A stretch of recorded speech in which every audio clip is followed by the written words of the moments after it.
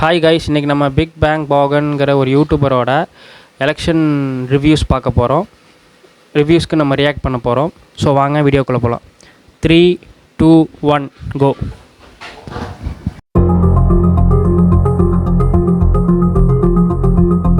இந்த ஜூன் மாதம் 5ஆம் தேதி ஒரு மிகப்பெரிய தீர்ப்பை வழங்கியிருக்காங்க இந்திய மக்கள். யார் ஆட்சி செய்யறா அப்படிங்கிறத விட எப்படி ஆட்சி இருக்கக்கூடாது அப்படிங்கிறதுல ரொம்ப தெளிவா இருந்திருக்காங்கிறது இந்த ரிசல்ட்ஸ்ல இருந்து நமக்கு தெரியுது. ஆளும் பாஜகவே ஷாக் ஆகிற அளவுக்கு ஊபியில அவங்களுக்கு ஷாக் ட்ரீட்மெண்ட்டுங்கிறது கொடுக்கப்பட்டிருக்கு.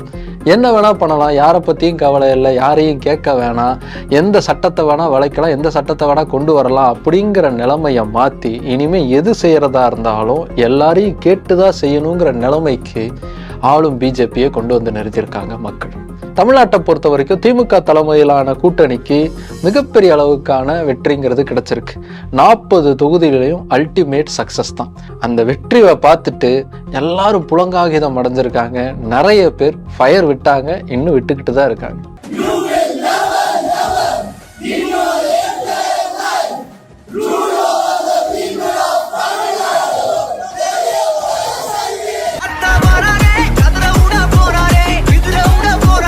ஆனா உண்மையிலேயே தமிழ்நாட்டுல இதான் நிலைமையா? பெரியார் மண்ணா இது இன்னைக்கும் தொடருதா? பிஜேபியால என்னைக்குமே இங்க ஜெயிக்கவே முடியாதா? ரிசல்ட்ஸ்லாம் வேற மாதிரி சொல்லுது. என்ன சொல்லுதுன்னு கேக்குறீங்களா? தெளிவா பார்த்துடலாம். Welcome to Big Bang Bogan and this is 2024 நாடாளுமன்ற எலெக்ஷன் ரிசல்ட்டோட கம்ப்ளீட் ரிவ்யூ.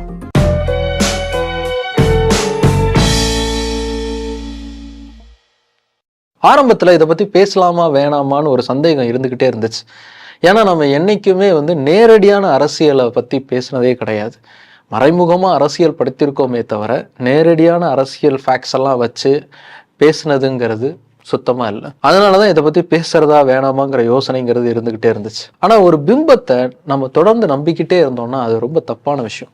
ஏன்னா அப்படி நம்பிக்கிட்டே இருக்கும்போது அந்த பிம்பம் ஒரு நாள் உடைஞ்சு போய் மிகப்பெரிய அளவுக்கான பாதிப்பு ஏற்படுத்தும். அது வெறும் பிம்பம் தான், உண்மை அதுக்கு நேர் எதிராக இருக்கு. அதனால அதுக்காக நம்ம வேலை செய்ய வேண்டியிருக்கு அப்படிங்கிறத யாராவது புரிஞ்சுக்கிட்டு உணர்த்துற மாதிரி சொல்லணும். அப்படி யாராவது நீ நம்பிக்கிட்டு இருக்கிறது வெறும் நம்பிக்கை தாண்டா, அது உண்மை இல்லை அப்படின்னு சொல்லுவாங்க அப்படின்னு வெயிட் பண்ணுறதை விட அதுக்கான ஃபர்ஸ்ட் ஸ்டெப்பை நான் எடுத்து வைக்கலான்னு நினச்சேன். அதனால தான் இந்த வீடியோ அப்படிங்கிறத பண்ணுறேன். அதான் எலெக்ஷன் முடிஞ்சிருச்சே, இதுக்கப்புறம் எதுக்கு இதை உட்காந்து மாங்கு பேசிக்கிட்டு இருக்கேன்னு ஒரு சில பேர் நினைக்கலாம். நாம் அதிகமாக பேசுகிறதே வரலாறை பற்றி தான். வரலாறை தெளிவாக புரிஞ்சுக்கிட்டாதான் நம்மளுடைய எதிர்காலத்தை சரியாக அமைச்சிக்க முடியுங்கிறது என்னோட நம்பிக்கை. அதே மாதிரி தான் இந்த எலெக்ஷன் ரிசல்ட்டை நம்ம சரியாக புரிஞ்சுக்கிட்டாதான் நமக்கான எதிர்காலத்தை, நம்ம தமிழர்களுக்கான, தமிழ்நாட்டுக்கான வளமான ஒரு எதிர்காலத்தை சரியாக அமைச்சிக்கிறதுக்கு நமக்கான வாய்ப்புங்கிறது கிடைக்கும். அதுக்கு தான் இந்த வீடியோ. டீட்டெயிலாக உட்காந்து முழுமையாக பார்த்துட்டு ஒரு முடிவுக்கு வாங்க. 18வது நாடாளுமன்றத்திற்கான தேர்தலுங்கிறது கடந்த ஏப்ரல் மாதம் 19ஆம் தேதி தொடங்கி ஜூன் மாதம் 1ஆம் தேதி வரைக்கும் நடந்து முடிஞ்சது. அப்படி நடந்து முடிஞ்ச அந்த தேர்தலுடைய வாக்கு எண்ணிக்கைங்கிறது ஜூன் மாதம் 4ஆம் தேதி எண்ணப்பட்டு அன்னைக்கே முடிவுகள் அப்படிங்கிறது வெளியிடப்பட்டுச்சு. மொத்தமுள்ள 543 சீட்ஸில் 292 சீட்களை பாரதிய ஜனதா கூட்டணியுடைய என்டிஏ கூட்டணி வின் பண்ணியிருக்காங்க. 233 சீட்ஸை காங்கிரஸ் தலைமையிலான இந்தியா கூட்டணி வின் பண்ணியிருக்காங்க. மெஜாரிட்டி அடிப்படையில் பிஜேபி தான் ஆட்சியை தக்க வச்சுக்க போகுது. மோடி அவர்கள் தான் மறுபடியும் 3வது முறையாக பிரதமராக பதவியேற்க இருக்கார். இது இந்தியாவுடைய கதை. தமிழ்நாட்டை எடுத்து பார்த்தோம்னா திமுக தலைமையிலான கூட்டணி கட்சிகளுக்கு மிகப்பெரிய அளவுக்கான வெற்றிங்கிறது கிடைச்சிருக்கு. அந்த வெற்றி கொண்டாட்டத்தை தான் மீம்ஸ்களாக போட்டு கொண்டாடி தீர்த்துக்கிட்டு இருக்காங்க சோசியல் மீடியாவில். இந்த கொண்டாட்டம் அப்படிங்கிறது தமிழ்நாட்டில் மட்டும் இல்லை, இந்திய அளவுலேயே அப்படிதான் பார்க்கப்படுது. இந்திய அளவுலேயே சித்தாந்த ரீதியாக பிஜேபியுடைய இந்துத்துவாவுக்கு எதிரான ஒரு போர் தொடுக்கக்கூடிய மாநிலம் எதுனா அது தமிழ்நாடு தான். தமிழ்நாட்டில் திமுக கூட்டணிக்கு கிடைச்சிருக்கக்கூடிய வெற்றிங்கிறது அந்த கட்சிகளுக்கு கிடைச்ச வெற்றி மட்டும் இல்லை, அவங்க மேற்கொண்டிருக்கக்கூடிய சித்தாந்த போருக்கே கிடைச்ச வெற்றி அப்படின்னு இந்திய அளவுல இருக்கக்கூடிய பத்திரிகைகள் எழுதி தள்ளிக்கிட்டு இருக்காங்க. ஏன்னா பக்கத்துல இருக்கக்கூடிய சேட்டன் பூமியில கூட பிஜேபி அக்கௌண்ட் ஓபன் பண்ணிட்டாங்க. ஆனா தமிழ்நாடு இன்னும் அவங்களுக்கு தண்ணி காட்டிக்கிட்டு தான் இருக்கு அப்படின்லாம் சொல்றாங்க. ஆனா ஆக்சுவலா நிதர்சனம் இதற்கு நேர்மாறா இருக்கு. இன்பிட்வீன் லைன்ஸ்ல நம்ம பார்த்தோம் அப்படின்னா நம்ம ரொம்ப அலார்மிங்கான ஸ்டேட்ல இருக்கோம். எஸ், பெரியார் மண்ணில் தாமரையின் வாசம் கொஞ்சம் அதிகமாகவே வீச ஆரம்பிச்சிருக்கு. கடந்த தேர்தல்களில் நோட்டாவோட போட்டி போட்டுக்கிட்டு இருந்த பிஜேபி இந்த தேர்தல் மூலமா திமுகவுக்கு நேரெதிரான ஒரு வலுவான கட்சியா உருவெடுக்க ஆரம்பிச்சிருக்கு. எப்பவுமே பிஜேபிக்கு தமிழ்நாட்டில் ஒரு எதிர்ப்பலைங்கிறது இருந்துகிட்டே இருக்கும். வெறுப்பு அரசியல் செய்யறாங்க, வன்மமா நடந்துக்கிறாங்க, பொய் பிரச்சாரங்கள் பண்றாங்க, இதுதான் அவங்களுடைய கொள்கையா இருக்கு அப்படிங்கிற குற்றச்சாட்டுங்கிறது வைக்கப்பட்டுக்கிட்டே இருக்கும். ஆனா எந்த தமிழ்நாட்டில் இந்த கொள்கைகளுக்கு எதிர்வலைகள்ங்கிறது இருந்துச்சோ அதே தமிழ்நாட்டில் இன்னைக்கு அந்த கொள்கைகள் ஏற்றுக்கொள்ளப்பட்டுக்கிட்டு இருக்கோ அப்படின்னு தான் நினைக்க தோணுது. நான் வெறும் மேம்போக்கா சொல்லல, டேட்டாஸ் அதை பட்டவர்த்தனமா வெளிச்சம் போட்டு காட்டுது. கடந்த 2019 தேர்தலில் பிஜேபி ஒட்டுமொத்தமா வாங்கியிருந்த வாக்கு சதவீதம் 3.66% தான். அந்த சமயத்துல அவங்க அதிமுகவோட கூட்டணியில வேற இருந்தாங்க. கூட்டணியில இருந்தே அவங்களுக்கு கிடைச்ச வாக்குங்கிறது இவ்வளவுதான். அதே சமயத்துல இந்த 2024 தேர்தலில் ஒட்டுமொத்தமா அவங்க பெற்றிருக்கக்கூடிய வாக்கு சதவீதம் 11.24%. எவ்வளவு பெரிய டிராஸ்டிக்கல் வளர்ச்சி பாருங்க. அதுவும் இந்த தேர்தலில் எந்த பெரிய கட்சி கூடயும் கூட்டணி அமைக்காம தனியா நின்று இவ்வளவு பெரிய வாக்கு வங்கியை அவங்க பெற்றிருக்காங்க. இது இன்னும் கொஞ்சம் டீட்டெயிலா பார்த்தா உங்களுக்கு நல்லாவே புரியும். இந்த தேர்தலில் தமிழ்நாட்டில் 4 முனை போட்டிங்கிறது நடந்துச்சு. ஒரு பக்கம் திமுக கூட்டணி, இன்னொரு பக்கம் அதிமுக கூட்டணி, அதுக்கப்புறம் பிஜேபி கூட்டணி, அடுத்ததா இந்த எந்த கூட்டணியும் இல்லாம இவங்க அத்தனை பேருக்கும் எதிர்த்து தனியாளா நின்று போராடிக்கிட்டு இருந்த நாம் தமிழர். இப்படி 4 முனை போட்டி இருந்த தமிழ்நாட்டுல மொத்தம் இருக்கக்கூடிய 6,57,633 வாக்காளர்கள்ல 4,43,98,919 பேர் ஓட்டு போட்டிருக்காங்க. இப்படி போடப்பட்ட ஓட்டுகள் எப்படி பிரிஞ்சிருக்குன்னா, திமுக கூட்டணிக்கு 2,09,09,995 ஓட்டுகள் விழுந்திருக்கு. அதிமுக கூட்டணிக்கு 1,77,290 ஓட்டுகள் விழுந்திருக்கு. பிஜேபி கூட்டணியை பார்த்தோம்னா 82,60,774 ஓட்டுகள் விழுந்திருக்கு. நாம் தமிழருக்கு 35,69,999 ஓட்டுகள் விழுந்திருக்கு. இந்த திமுக கூட்டணியில திமுக கட்சிக்கு மட்டுமே எவ்வளவு ஓட்டுகள் விழுந்திருக்கு அப்படிங்கிறத நம்ம பார்த்தோம்னா கிட்டத்தட்ட 1,12,92,351 ஓட்டுகள் விழுந்திருக்கு. அதிமுகவுக்கு விழுந்திருக்கிறது 87,24,620 ஓட்டுகள். பிஜேபிக்கு விழுந்திருக்கிறது 57,16,661 ஓட்டுகள் விழுந்திருக்கு. இதை வச்சு பார்க்கும்போது திமுக வாங்கியிருக்கக்கூடிய ஒட்டுமொத்த ஓட்டு எண்ணிக்கையில் 51% ஓட்டுகளை பிஜேபி வாங்கியிருக்காங்க. அதாவது டிஎம்கே உடைய பாதிக்கு பாதி ஓட்டுகள்ங்கிறது பிஜேபிக்கு விழுந்திருக்கு. இது இவங்க தனித்தனியா வாங்கியிருக்கக்கூடிய ஓட்டு எண்ணிக்கை. அதுவே 2019 அதிமுகவும் பிஜேபியும் கூட்டணி அமைச்சு தேர்தலில் நின்னாங்க. அதே மாதிரி ஒரு கூட்டணி அமைச்சு தேர்தலில் நின்று இருந்தாங்கன்னா இவங்க வாங்கி இருந்துக்கக்கூடிய இந்த ஓட்டுகளுடைய ஒட்டுமொத்த எண்ணிக்கைங்கிறது 1,44,41,281 ஓட்டுகளா இருந்திருக்கும். இது திமுக இப்ப வாங்கி இருக்கக்கூடிய ஓட்டுகளை விட அதிகம். இது எதை சொல்ல வருது? பிஜேபியுடைய அடையாளம்னு பார்க்கப்பட்ட வெறுப்பு அரசியலையும் வன்மத்தையும் தமிழர்கள் ஏத்துக்க ஆரம்பிச்சிட்டாங்களா? தமிழ்நாட்டுல பிஜேபி இன்னும் ஒரு பெரிய கட்சியா வளர ஆரம்பிச்சிருச்சா? ஒருவேளை அது உண்மையா இருந்திருந்தா தமிழர்கள் நம்மளையே சுய பரிசோதனை செஞ்சுக்க வேண்டிய நேரம்ங்கிறது சீரியஸாவே வந்துருச்சு. அதுவும் இவ்வளவு எண்ணிக்கையிலான ஓட்டுகளை அவங்க எந்த மாதிரியான சூழல்ல பெற்றிருக்காங்க? தொடர்ந்து தமிழர்களையும் தமிழ்நாட்டையும் வஞ்சிச்சுக்கிட்டே மறுபக்கம் தமிழர்களுக்கு துணையா நிக்கிற மாதிரியான ஒரு சந்தர்ப்பவாத அரசியலை தான் அவங்க தொடர்ந்து செஞ்சுக்கிட்டே இருந்திருக்காங்க. எப்பவுமே தமிழ்நாட்டுக்கு மோடி வந்தாலும் சரி, இல்லைன்னா ஏதாவது வெளிநாட்டுல முக்கியமான மேடையில மோடி ஏறினாலும் சரி, என்ன சொல்லுவார்னா, தமிழ் தான் இருக்கிறதுலேயே பழமையான மொழி, அவ்வளவு பழமையான மொழி பிறந்த தமிழ்நாட்டுல நான் பிறக்காம இருந்தது என் துரதிர்ஷ்டம் அப்படிலாம் சொல்லுவார். दुनिया की सबसे पुरानी भाषा तमिल भाषा है. ஆனா அதே சமயத்துல அவருடைய கட்சியை சார்ந்த முக்கிய தலைவர்கள்லாம் தமிழை பழிப்பாங்க. தமிழை விட சமஸ்கிருதம் தான் ரொம்ப உயர்ந்த மொழி அப்படின்னு சொல்லுவாங்க. சமஸ்கிருதத்துக்கான ஆராய்ச்சிக்கு கோடிக்கணக்கில் பணத்தை ஒதுக்குவாங்க. ஆனா தமிழ் ஆராய்ச்சிக்கு ஒரு பைசா கூட ஒதுக்குறதுக்கு அவங்களுக்கு மனசு வராது. தமிழ்நாடு அரசு சரியா செயல்படுறத தடுக்கிற மாதிரி ஒரு கவர்னர் நினைப்பாங்க. அவர் மூலமா தமிழ்நாடு அரசு வைக்கக்கூடிய கோரிக்கைகளை எல்லாம் நிராகரிப்பாங்க. தமிழ்நாடு சட்டமன்றத்துல எல்லா கட்சிகளும் ஒன்னா சேர்ந்து நிறைவேற்றக்கூடிய தீர்மானங்களுக்கு கூட அவர் ஒப்புதல் அளிக்க மாட்டாரு, ஜனாதிபதிக்கு அனுப்ப மாட்டார். இது தமிழ்நாடுன்னு இல்லை, இந்திய மாநிலங்களில் பல மாநிலங்களில் பிஜேபி இது ஒரு டாக்டிக்ஸாகவே ஃபாலோ பண்ணியிருக்காங்க. புதுச்சேரி மாநில துணைநிலை ஆளுநர் கிரண்பேடியை கண்டித்து முதலமைச்சர் நாராயணசாமி மற்றும் அமைச்சர்கள் ஆளுநர் மாளிகை முன்பு தர்ணா போராட்டத்தில் ஈடுபட்டு வருகின்றனர். புதிய கல்விக் கொள்கையை கண்டிப்பாக கொண்டு வருவோம்னு சொல்லுவாங்க. தமிழர்களுடைய பெருமையா, தமிழர்களுடைய அடையாளமா இருக்கக்கூடிய திருவள்ளுவருக்கு காவி சாயம் பூசி அவரை ஒரு மத அடையாளத்துக்குள்ள அடக்கி வைக்கிறதுக்கு முயற்சிப்பாங்க. நாம கட்டின ஜிஎஸ்டியில நமக்கு வந்து சேர வேண்டிய பங்கை கேட்டா அதை தராம இழுத்தடிப்பாங்க. ஏன்னு எதிர்த்து கேள்வி கேட்டா பொறுப்பே இல்லாம பதில் சொல்லுவாங்க. A sleeping partner cannot answer sitting here. வெள்ள பாதிப்பு மாதிரி பல பாதிப்புகள் ஏற்பட்டா வந்து பார்க்க கூட மாட்டாங்க. நிவாரண தொகையையும் சரியா வழங்கவும் மாட்டாங்க. அதே மாதிரி இந்து அறநிலையத்துறை எதுக்கு இருக்குன்னு இந்துத்துவாவை வந்து தூக்கி பிடிப்பாங்க. ஒற்றுமையா ஒரே இனமா அன்பா இருக்கக்கூடிய தமிழக மக்கள் மத்தியில பிரிவினைவாத அரசியலை வந்து செய்யறதுக்கு முயற்சி செஞ்சுக்கிட்டே இருப்பாங்க.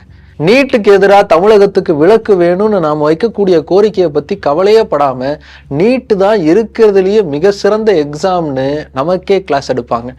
இன்னைக்கு வரைக்கும் நீட்டில் ஏகப்பட்ட ஊழல் இருக்குங்கிற குற்றச்சாட்டுக்கு என்னைக்குமே அவங்க கிட்ட பதில்ங்கிறதே வராது. சரி, தமிழ்நாட்டை விட்டுருங்க, இந்திய அளவுலையுமே பிஜேபிக்கு எதிரான ஒரு மனநிலை தானே இருந்திருக்கு. அதுதானே இந்த எலெக்ஷன்லையுமே ரிசல்ட்டாக வந்திருக்கு. சிஏ கொண்டு வருவாங்க, அக்னிபாத்தை கொண்டு வருவாங்க, விவசாயிகள் போராட்டத்தை பற்றி கவலையே பட மாட்டாங்க, அவங்களை எப்படி அடித்து விரட்டலாம் அப்படிங்கிறத தான் கவனம் செலுத்துவாங்க. இப்படி ஏகப்பட்ட பிரச்சனைகள் பிஜேபி கிட்ட இருந்துச்சு. அதை தொடர்ந்து இங்கே பேசிக்கிட்டு தான் இருந்தாங்க. அப்படிப்பட்ட சூழல்லையும் இவ்வளவு ஓட்டுகளை வாங்கியிருக்காங்க பிஜேபி. அதுவும் ஒரு சில இடங்களில் அதிமுகவையே முந்திக்கிட்டு போயிருக்காங்க. இந்த தேர்தலில் பிஜேபி 19 தொகுதிகள்லையும் அவங்களுடைய கூட்டணி கட்சிகள் சிறு சிறு கட்சிகள் வந்து 4 தொகுதிகள்லையும், புதுச்சேரியில் ஒரு தொகுதியில் பிஜேபின்னு மொத்தம் 24 தொகுதிகளில் பிஜேபியுடைய கூட்டணியில் இருக்கக்கூடியவங்க தாமரை சின்னத்தில் நின்னாங்க. இந்த தாமரை சின்னத்தில் நின்ன இந்த தொகுதிகளில் மட்டும் நம்ம எடுத்து பார்த்தோம்னா கிட்டத்தட்ட இந்த 24 தொகுதிகளில் 10 தொகுதிகளில் அதிமுகவை பின்னுக்கு தள்ளிட்டு 2வது இடத்துல முன்னேறி இருக்காங்க பிஜேபி. இப்படி 2வது இடத்துக்கு வந்த இந்த 10 தொகுதிகளில் அதிமுகவை விட 2 மடங்கு 4 மடங்கு 9 மடங்கு அதிகமாக வாக்குகளை பெற்றிருக்காங்க. அதுலேயும் புதுச்சேரியில் பார்த்தீங்கன்னா 12 மடங்கு அதிகமாக வாக்குகளை பெற்றிருக்காங்க. ஒருவேளை இந்த தேர்தல் அதிமுக கூட்டணியும் பிஜேபி கூட்டணியும் ஒன்றா இணைஞ்சு ஒரு மெகா கூட்டணியாக தேர்தலை சந்திச்சிருந்தாங்க அப்படின்னா, இதே மாதிரியான வாக்குகளை அவங்க பெற்றிருந்தாங்கன்னா 13 தொகுதிகளை அவங்க ஜெயிச்சிருப்பாங்க. ஒருவேளை அப்படி நடந்திருந்தா மிக முக்கியமான இம்பேக்டெல்லாம் கூட அது உருவாக்கியிருக்கும். மிக முக்கியமான தலைவர்கள் தோத்திருப்பாங்க, எதிர்பார்க்காதவர்கள்லாம் கூட ஜெயிச்சிருக்கிறதுக்கான வாய்ப்புகள் இருக்கு. அதாவது உதாரணத்துக்கு பார்த்தோம்னா, அப்படி ஒரு கூட்டணி அமைஞ்சிருந்தா சிதம்பரத்தில் தொல் திருமாவளவன் தோற்று போயிருப்பார், கோயம்புத்தூர்ல அண்ணாமலை அவர்கள் ஜெயிச்சிருப்பார், அதே மாதிரி தருமபுரியிலையும் சௌமியா அன்புமணி அவர்கள் ஜெயிச்சிருக்கிறதுக்கான வாய்ப்புகள் இருந்திருக்கு. இதோட சேர்த்து க்ளோஸ் கால்ஸ்க்கான சீன்ஸ்லாம் கூட நடந்திருக்கும். கூடுதலாக ஒரு 4000 ஓட்டுகள் அவங்க சேர்ந்து வாங்கியிருந்தாங்க அப்படின்னா மதுரையில் திரு சு நடேசன் அவர்களை தோக்கடிச்சிருப்பாங்க. அதே மாதிரி கூடுதலாக ஒரு 10,000 ஓட்டுகள் வாங்கியிருந்தாங்கன்னா கார்த்தி சிதம்பரத்தை சிவகங்கையில் தோக்கடிச்சிருப்பாங்க. ஸோ இவ்வளவு பெரிய தாக்கத்தை ஏற்படுத்தக்கூடிய அளவுக்கு தமிழ்நாட்டில் தடம் பதிக்க ஆரம்பிச்சிருக்காங்க பிஜேபி. மத்தியில் ஆட்சி மாற்றம்ங்கிறது நடக்கணும்னு ஆசைப்பட்ட மக்கள் காங்கிரஸ் எந்த கூட்டணியில் இருக்கோ அதுக்கு வாக்களிச்சிருக்கணும்.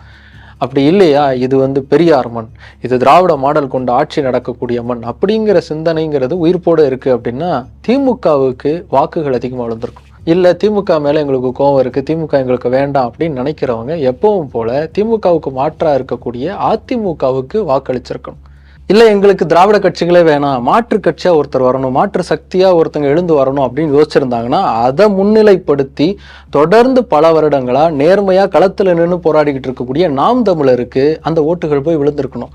அவங்க தான் 2வது இடத்துக்கு 3வது இடத்திற்கு நகர்த்தப்பட்டிருக்கணும். ஆனால் அது அதிகமாக நடக்காமல் பெரிய அளவுக்கான ஓட்டுகளை பெற்று 2வது இடத்துக்கும் 3வது இடத்துக்கும் பிஜேபி தான் நகர்ந்திருக்காங்க அப்படின்னா பிஜேபியுடைய சித்தாந்தமும் கொள்கையும் தமிழ்நாட்டில் ஏற்றுக்கொள்ளப்பட ஆரம்பிச்சிருச்சா அப்படிங்கிற கேள்விதான் அதிகமாக எழும்புது. இது எப்படி சாத்தியப்படுத்தினாங்க பிஜேபி? உண்மையிலேயே நேர்மையாக உழைச்சி தான் இந்த வெற்றிங்கிறது கிடைச்சிருக்கா அப்படிங்கிறது ஒரு பெரிய கொஸ்டின் மார்க்காக தான் பார்க்கணும். ஏன்னா திரு எல்முருகன் அவர்கள் இன்ஃபர்மேஷன் மினிஸ்டராக பதவிக்கு வந்த உடனேயே வெளிப்படையாக பகிரங்கமாக பிஜேபியுடைய மாநில தலைவராக இருக்கக்கூடிய திரு அண்ணாமலை அவர்கள் இன்னும் 6 மாதத்தில் தமிழ்நாட்டில் இருக்கக்கூடிய அத்தனை மீடியாவும் எங்களுடைய கட்டுப்பாட்டுக்குள்ளே வந்துடும் அப்படின்னு அறிவித்தார். அடுத்த ஒரு 6 மாதத்துக்குள் நீங்க பாப்பீங்க. அந்த மீடியாவை நாம் கண்ட்ரோல் பண்ணலாம், கையில் எடுக்கலாம். அதை பத்தி நீங்க ஒரி பண்ணிக்காதீங்க. காரணம் என்னவென்றால், மாநில தலைவராக இருந்த முருகன் ஐயா அவர்கள் இப்போது இன்ஃபர்மேஷன் அண்ட் பிராட்காஸ்டிங் மினிஸ்ட்ரியுடைய மினிஸ்டராக இருக்கிறார். எல்லா ஊடகங்களும் அவருக்கு கீழே தான் வரப்போகுது. இப்ப சொன்ன மாதிரியே மீடியா எல்லாமே அவங்க கட்டுப்பாட்டுக்குள்ள போன மாதிரி தான் இருந்துச்சு. ஏன்னா அதிகமா தமிழ்நாடுடைய சட்டசபையுடைய எதிர்க்கட்சி தலைவராக இருக்கக்கூடிய இபிஎஸ் அவர்களுடைய குரல் அப்படிங்கிறது பெருசாக கேட்கப்படவே இல்லை. அதிகமாக அண்ணாமலை அவர்களுடைய பேச்சுக்களும் அண்ணாமலை அவர்களை பற்றிய விவாதங்களும் தான் அதிகமாக எல்லா டிவிஸ்லையுமே இருந்துச்சு. தொடர்ந்து லைம் லைட்டில் பிஜேபி இருந்துக்கிட்டே இருந்தாங்க. அவங்க தான் அடிக்கடி கேள்வி கேட்குறாங்க, அரசை எதிர்த்து பேசக்கூடிய அளவில் அவங்க தான் இருக்காங்க அப்படிங்கிற மாதிரியான ஒரு பிம்பம்ங்கிறது உருவாக்கப்பட்டுச்சு. அதுக்கப்புறம் தொடர்ந்து இந்த அரசு இந்து மக்களுக்கு எதிராக செயல்படுது, இங்கே இந்து மக்களுக்கு சரியான பாதுகாப்புங்கிறது இல்லைங்கிற மாதிரியான ஒரு பிம்பத்தை உருவாக்குறதுக்காக பொய் பிரச்சாரங்களை அதிகமாக முன்னெடுக்க ஆரம்பித்தாங்க. தாக்குதல் சம்பவம் நடந்ததாக காவல் நிலையத்தில் பொய்யாக புகார் அளித்த உத்தரப்பிரதேச பெண் துறவி உட்பட 3 மீது வழக்கு பதிவு செய்யப்பட்டுள்ளது. அதோட சேர்த்து காங்கிரஸ் கட்சி அப்படிங்கிறது மன்னராட்சி முறை கொண்ட ஒரு கட்சியா இருக்கு. அடுத்தடுத்து ஒரே குடும்பத்தை சார்ந்தவங்க தான் அங்க தலைவர் பதவிக்கு வராங்க. ராகுலை பப்புன்னு கிண்டல் பண்ணாங்க, அவர் பிரின்ஸ் அப்படின்னு சொன்னாங்க. அதை முன்னிலைப்படுத்தி தான் இந்தியா முழுமைக்குமான அரசியல் நகர்வுங்கிறது பிஜேபி கிட்ட இருந்துச்சு. அதே மாதிரியான ஒரு ஸ்ட்ராட்டஜியை இங்கேயும் அவங்க ஃபாலோ பண்ணாங்க. திமுக வாரிசு அரசியலை தான் அதிகமாக பேசுது அப்படிங்கிறது அவர்களுடைய பெரிய குற்றச்சாட்டாக இருந்துச்சு. இப்படி அவங்க தொடர்ந்து செஞ்ச விஷயங்கள் அவங்களுக்கு மைலேஜை தந்துச்சு. அந்த மைலேஜை இன்னும் பெருசாக்கிறதுக்கு அவங்க கிட்ட பெரிய அளவுக்கான பணபலம்ங்கிறது இருந்துச்சு. ஏற்கனவே எலக்ட்ரல் பாண்டு மூலமாக அதிக அளவுக்கான நிதி பெற்ற ஒரு கட்சி எதுனா அது பிஜேபி தான். இதை பற்றி ஏற்கனவே நிறைய பேர் பேசிட்டாங்க, நாமளே ஒரு வீடியோவில் பேசியிருக்கோம். இப்படி பெரிய அளவுக்கான பணபலம்ங்கிறது அவங்க கிட்ட இருந்துச்சு. அதையும் இந்த எலெக்ஷன்ல முழுமையாக பயன்படுத்தியிருக்காங்க தமிழ்நாடு பிஜேபி. இப்படி பல விஷயங்களோட தொடர்ந்து அவங்க செஞ்ச வேலைகள் தான் மக்கள் கிட்ட பிஜேபி தான் அடுத்த மாற்று பெரிய கட்சி, அவர்களுடைய சித்தாந்தமும் கொள்கையும் தான் ரொம்ப சரியானது அப்படிங்கிற மாதிரியான ஒரு மனநிலையை மக்கள் கிட்ட உருவாக்கி இவ்வளவு பெரிய ஓட்டு சதவீதத்தை அவங்களுக்கு உருவாக்கி தந்திருக்கு. ஆனால் இதை நம்ம நுணுக்கமாக கவனிச்சாகணும். இல்லைன்னா வருங்காலத்தில் ரொம்ப கரப்டடான வயலண்டான ஒரு சொசைட்டி உருவாக்குறதுக்கு நாமளே வழிவகுப்போம். முதல்ல ஆளும் திமுக அரசு தங்களைத்தானே சுய பரிசோதனை செஞ்சு அதை சரி செஞ்சிக்க வேண்டிய காலம் இது. ஏன்னா அவங்க மேலே நிறைய குற்றச்சாட்டுகள்ங்கிறது அதிகமாக எழும்ப ஆரம்பிச்சிருக்கு. குறிப்பாக ஊழல் குற்றச்சாட்டுகளை எதிர்க்கட்சிகள் தொடர்ந்து வச்சுக்கிட்டே இருக்காங்க.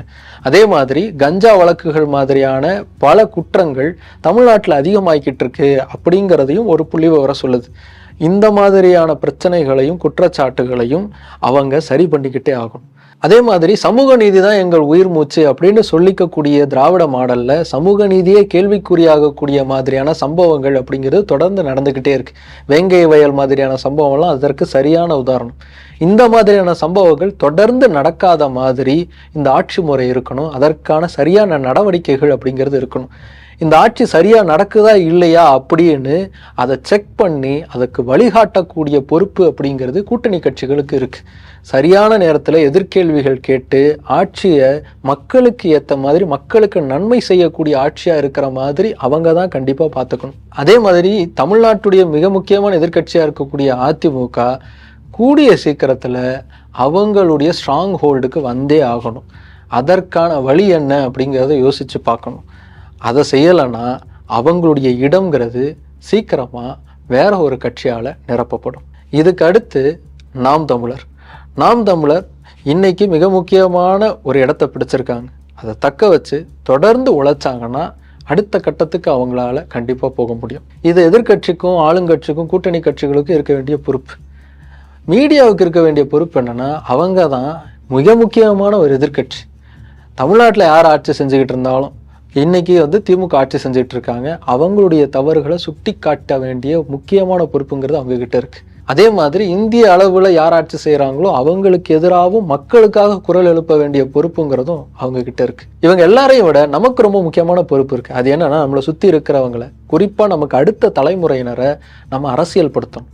அவங்களுக்கு அரசியல் புரிதலை நம்ம ஏற்படுத்தணும். வெறும் பெரியார்மன்னு பேசிக்கிட்டு அதை பற்றி நினச்சி புலங்காகிதம் பெருமையெல்லாம் அடைஞ்சிக்கிட்டு இருக்கிறது மட்டும் பத்தாது. அவர் என்ன சொன்னாருங்கிறது அடுத்தடுத்த தலைமுறைக்கு போய் சேர்ந்துக்கிட்டே இருக்கணும். அது தொடர்ந்து இங்கே நடக்கணும். ஏன்னா இன்றைக்கி இருக்கக்கூடிய 2K கிட்ஸ்லாம் பெரியார் டிஷர்ட்டை போட்டுப்பாங்க, ஸ்டைலாக இருக்குது அப்படின்னு. ஆனால் பெரியார் என்ன சொன்னாருங்கிறது அவங்களுக்கு கண்டிப்பாக தெரியாது. அவங்களுக்கும் புரிகிற மாதிரி பெரியார் என்ன சொன்னார், பாபா சாஹேப் அம்பேத்கர் என்ன சொன்னார், காந்தி என்ன பேசினார், விவேகானந்தருடைய கொள்கை என்ன, இதெல்லாம் பற்றி தொடர்ந்து அவங்கக்கிட்ட பேசணும்.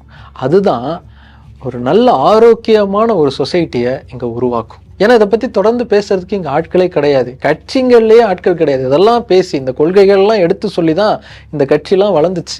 ஆனால் இன்னைக்கு இந்த கொள்கைகள்லாம் எடுத்து பேசுறதுக்கு ஆட்கள் சுத்தமாக எந்த கட்சியிலையுமே இல்லை. இந்த நிலைமை மாதிரி நம்ம தொடர்ந்து இதை பற்றி பேசி அதிகமாக உழைப்பு போட வேண்டிய நேரம் வந்துருச்சு அப்படிங்கிறது தான் இந்த எலெக்ஷன் ரிசல்ட் நமக்கு ரொம்ப தெளிவாக எடுத்துக்காட்டுது. இந்த வீடியோவை பார்க்கக்கூடிய பிஜேபி நண்பர்கள் கண்டிப்பாக எங்களை ஊப்பின்னு கண்ட மணிக்கு திட்டிருப்பீங்க, நல்லா வயிறு ஏறிட்டோம் அப்படின்னு வேற சாப விட்டுருப்பீங்க. ஆனால் எங்களுக்கும் பிஜேபி மேலே பர்சனலான கிரஞ்செலாம் கிடையாது. சொல்லப்போனால் எங்களுக்கு எந்த ஒரு கட்சி சார்பும் கிடையாது. நீங்கள் நம்பினா நம்புங்க, நம்பாட்டி போங்க, அதான் உண்மை. எங்களை பொறுத்த வரைக்கும் பிஜேபியுடைய கொள்கைகள் மேலே தான் ஒரு கோபங்கிறது இருக்குது. உண்மையிலேயே பிஜேபி தன்னுடைய கொள்கையை மறுபரிசீலனை செஞ்சு எல்லா மக்களையும் ஒன்றா பாவிச்சு சமத்துவமான நல்லாட்சியை தந்தாங்கன்னா உங்கள் எல்லாரையும் விட பிஜேபியை கொண்டாடக்கூடிய இடத்துல நாங்கள் தான் பெருசாக இருப்போம். சரி, ஓகே, பிகாஸ் எலெக்ஷன் ரிசல்ட்டை பற்றின இந்த முழுமையான அலசல் அப்படிங்கிறது உங்களுக்கு ஒரு புரிதலை கொடுத்துருக்கோம் அப்படின்னு நான் நம்புகிறேன். இந்த வீடியோங்கிறது நிறைய பேருக்கு போய் சேரணும். எலெக்ஷன் முடிஞ்சிருச்சு, இதை பற்றி பேசி என்ன ஆக போகுது அப்படின்னு நினைக்காதீங்க. இதை பற்றி நம்ம அதிகமாக புரிஞ்சுக்கிட்டு அதை நோக்கி நம்ம நகர ஆரம்பிக்கிறது தான் நமக்கான சரியான எதிர்காலம் அப்படிங்கிறதே அமைஞ்சிருக்கு. அதனால் கண்டிப்பாக முடிஞ்ச அளவுக்கு உங்களுக்கு தெரிஞ்சவங்க எல்லாருக்குமே இந்த வீடியோவை ஷேர் பண்ணுங்கள். அவங்க எல்லாருக்கும் இந்த அண்டர்ஸ்டாண்டிங் அப்படிங்கிறது போய் சேரட்டும். அடுத்து இன்னொரு இன்ட்ரெஸ்டிங்கான கண்டென்ட்டோட உங்களை வந்து பார்க்குறேன். பாய். ஓகே காய்ஸ், இந்த வீடியோவுக்கு நாங்கள் ரியாக்ஷன் பண்ணணும்னு நீங்கள் சொல்லுங்கள்.